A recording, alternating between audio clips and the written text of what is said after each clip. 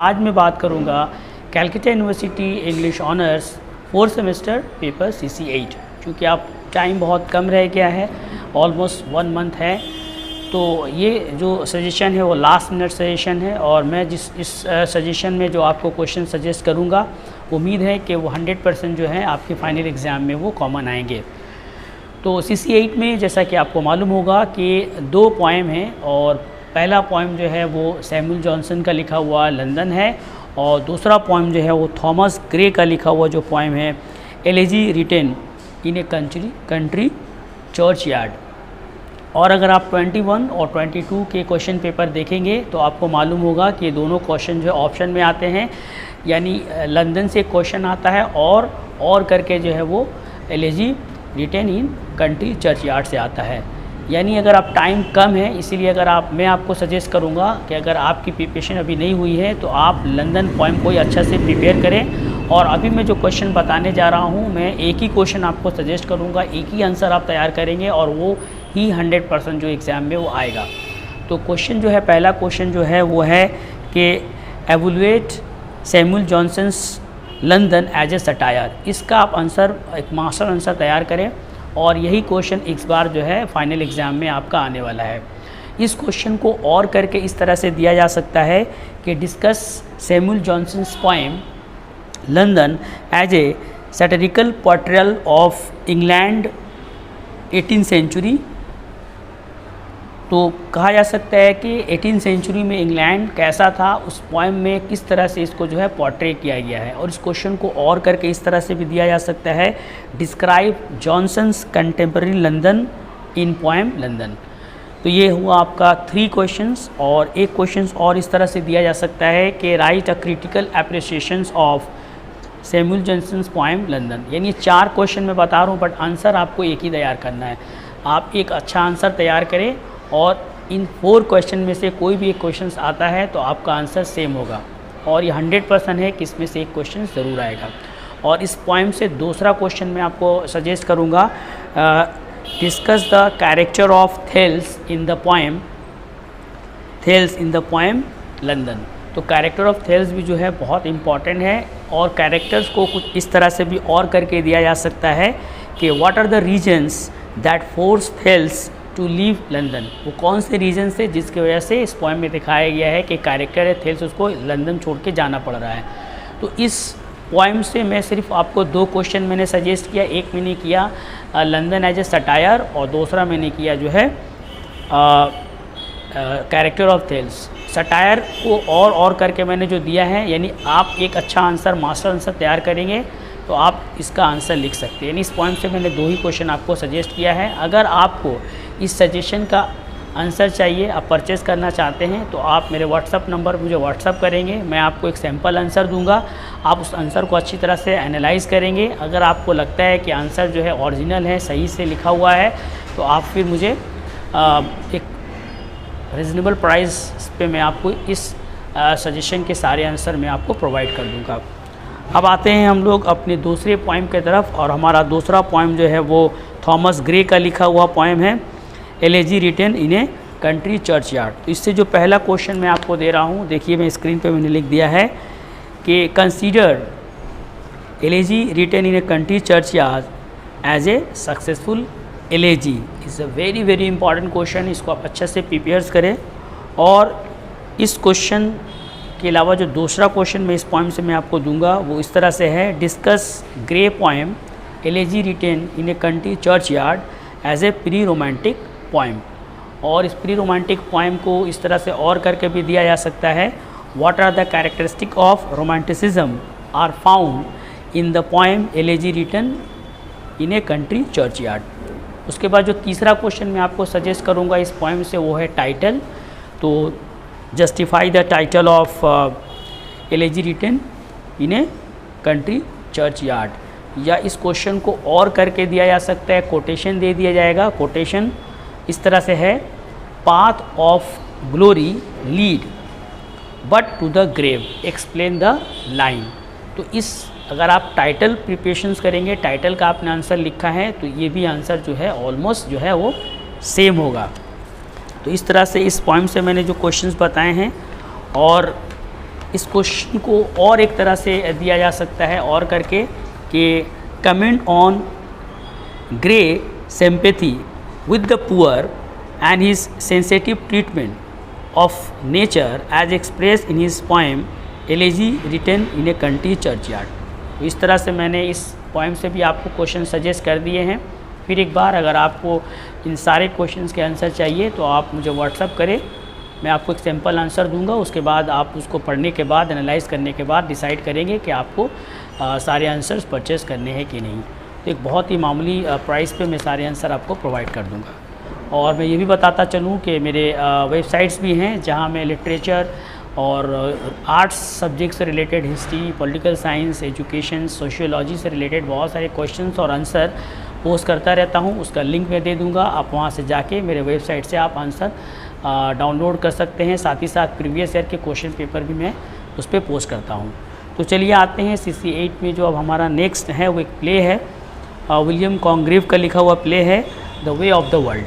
ठीक है, तो इससे जो मैंने पहला क्वेश्चन जो दिया है वो 2021 में वो आ चुका है, तो ये इम्पॉर्टेंट है क्योंकि एक साल गैप हो गया है। Justify the way of the world is a restoration comedy, और रेस्टोरेशन कॉमेडी नहीं दिया तो और करके दे सकता है कॉमेडी ऑफ मैनर्स। तो दोनों का आंसर जो है ऑलमोस्ट सेम होता है, तो आप एक ही आंसर में दोनों आंसर को लिख सकते हैं। इस क्वेश्चन को और करके भी इस तरह से दिया जा सकता है, in what way does the way of the world differ from the other restoration comedies, यानी उस जो वे ऑफ द वर्ल्ड है दूसरे जो रेस्टोरेशन कॉमेडी लिखे गए हैं उनमें कैसे ये अलग है। उसके बाद दो वुमेंस कैरेक्टर हैं जो वेरी वेरी इंपॉर्टेंट है, यानी दो में से कोई एक कैरेक्टर ज़रूर आएगा। वुमेंस का कैरेक्टर दोनों है, उसमें पहला कैरेक्टर ये है sketch the character of Millamant, ठीक है, in the Congreve the way of the world. और दूसरा जो वुमेंस कैरेक्टर है उसको आप देखें कि critically estimate Lady Wishfort character in way of the world. तो ये दो वुमेंस कैरेक्टर हैं और दो में से एक मैंने कहा कि बहुत इंपॉर्टेंट है, तो उसको अच्छा से प्रिपेयर करके जाएं। और इसमें जो मैं आपको 4th नंबर क्वेश्चन जो मैं आपको बताऊंगा वो ये है, 3rd नंबर क्वेश्चन होगा। 3rd नंबर क्वेश्चन क्या है? 3rd नंबर क्वेश्चन ये है कि elaborate the significance of proviso seen in the way of the world. तो ये क्वेश्चन मुझे लगता है कि ज़्यादा इम्पॉर्टेंट है, यानी दो कैरेक्टर, एक ये प्रोवाइजो सीन, ये वेरी इंपॉर्टेंट है। 3 क्वेश्चन आप ज़रूर प्रिपेयर करें, बाकी क्वेश्चन को भी आप देख सकते हैं। और लास्ट क्वेश्चन भी जो मैं बताऊंगा इसका 4th क्वेश्चन, यानी मैं उससे कुछ 4 क्वेश्चन इस प्ले से मैंने दिया है और उसमें मैंने स्टार भी लगाया, आप देखेंगे कि comment on the Congreve treatment of theme of money, love and marriage in the play way of the world. तो इस तरह से मैंने इस प्ले से, इस ड्रामा से मैंने 4 क्वेश्चन आपको सजेस्ट किए हैं, जिसमें 2 women's character very very important है। उसके बाद प्रोविज़ो सीन वाला जो है बहुत इंपॉर्टेंट है। ये 3 क्वेश्चन आप ज़रूर करें। उसके बाद अगर आपके पास टाइम बचता है तो आप ये क्वेश्चन और कर सकते हैं। उसके बाद जो है एक फ़िक्शन नॉन फिक्शन से रिलेटेड जो आपको उसमें ये है वो है रॉबिन्सन क्रूसो, ठीक है, नॉन फिक्शन है वो। तो उससे आपका जो क्वेश्चन इस बार जो सबसे वेरी वेरी इंपॉर्टेंट क्वेश्चन जो है वो आने के जो चांसेस हैं वो इस तरह से है कि analyse Robinson Crusoe as a allegory. As a allegory is very very important, कि discuss Robinson Crusoe as a allegory. तो एज ए एलिगरी ये वेरी वेरी इंपॉर्टेंट है, और इसको और करके ऑलरेडी ये क्वेश्चन जो है वो 2021 में दिया था, उसने उसको थोड़ा सा ट्विस्ट किया था। क्वेश्चन कुछ इस तरह से था कि do you think Defoe meant his novel Robinson Crusoe as a moral tale, यानी जो एलिगोरी होता है एक्चुअली वो मोरल टेल ही होता है। तो मोरल टेल चूँकि 2021 में आ गया है, तो मैं आपको ये सजेस्ट करूँगा कि इसका जो आंसर है कि Robinson Crusoe as a allegory, आप इसको ज़रूर प्रिपेयर करें, और वेरी वेरी इंपॉर्टेंट क्वेश्चन से होने वाला है। उसके बाद जो दूसरा इससे जो रॉबिन्सन क्रूसो से दूसरा क्वेश्चन मैं दे रहा हूँ वो भी बहुत इंपॉर्टेंट है, इसमें स्टार लगा लें आप, कि discuss Robinson Crusoe as a novel which justify colonialism, यानी थीम ऑफ कॉर्नेलिज्म, या बोलेगा कि ये नॉवल जो है उसमें किस तरह से कॉर्नेलिज्म को जस्टिफाई किया गया है, उसको आप लिखो। यानी क्वेश्चन कॉर्नेलिज्म से रिलेटेड इससे आएगा, तो आप उसका भी एक आंसर आप अच्छा से तैयार कर लें। उसके बाद 2 कैरेक्टर में इससे आपको सजेस्ट करूँगा। Comment Dafoe postural of Crusoe character in the Robinson Crusoe. Robinson Crusoe में जो क्रूसो का कैरेक्टर है वो बहुत इंपॉर्टेंट है। इसके साथ एक और कैरेक्टर कर सकते हैं, कैरेक्टर ऑफ फ्राइडे। तो इससे मैंने आपको 4 क्वेश्चन मैंने आपको इससे सजेस्ट किया है। जोसेफ एडिशंस का sir Roger at home and sir Roger at church. तो इससे मैं आपको क्वेश्चन बता दूं। इससे जो पहला क्वेश्चन मैंने लिखा है जो बहुत इंपॉर्टेंट है वो इस तरह से है, comment on Addison's prose style with reference with the sir Roger at home and sir Roger at church. ठीक है। उसके बाद मैंने दूसरा क्वेश्चन जो मैं आपको सजेस्ट करूंगा इस पोएम से, वो इस तरह से है कि describe the character of sir Roger as portrayed in Addison essays sir Roger at church and sir Roger at home. यानी कैरेक्टर है सर रोज़र का और उस पर 1 नंबर मैंने लिखा है प्रोज स्टाइल्स। तीसरा क्वेश्चन है इससे आप कर सकते हैं कि do you agree with the view that essay sir Roger at home and sir Roger at church reflected 18th century country life. Is a very important question है ये। ठीक है। इसको कैरेक्टर इंपॉर्टेंट तो है ही, लेकिन ये 18th सेंचुरी कंट्री लाइफ को इस दोनों एसे में किस तरह से जो है रिफ्लेक्ट किया गया है, किस तरह से दिखाया गया है। Give reason of your answer. उसके बाद जो इससे जो last but not the least जो लास्ट क्वेश्चन में आपको सजेस्ट कर रहा हूँ, discuss the relevant illustration of comic elements और ह्यूमर। कॉमिक एलिमेंट्स बोले या और ह्यूमर बोले in the essay of Joseph editions,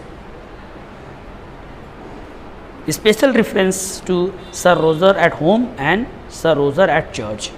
तो ये मैंने आपको इससे जोसेफ एडिशन से भी मैंने 4 क्वेश्चन दिए हैं। और फिर मैं बताता चलूँ कि अगर आपको इस सारे क्वेश्चंस के आंसर चाहिए तो आप मुझे व्हाट्सअप करें और एक बहुत ही रिजनेबल प्राइस में जो है आप इस आंसर को जो है आप परचेस कर सकते हैं। मेरे YouTube चैनल को आप लाइक करें, सब्सक्राइब करें और इस वीडियो को ज़्यादा से ज़्यादा शेयर करें कि और भी जो स्टूडेंट हैं उनको इस वीडियो से फ़ायदा हो सके।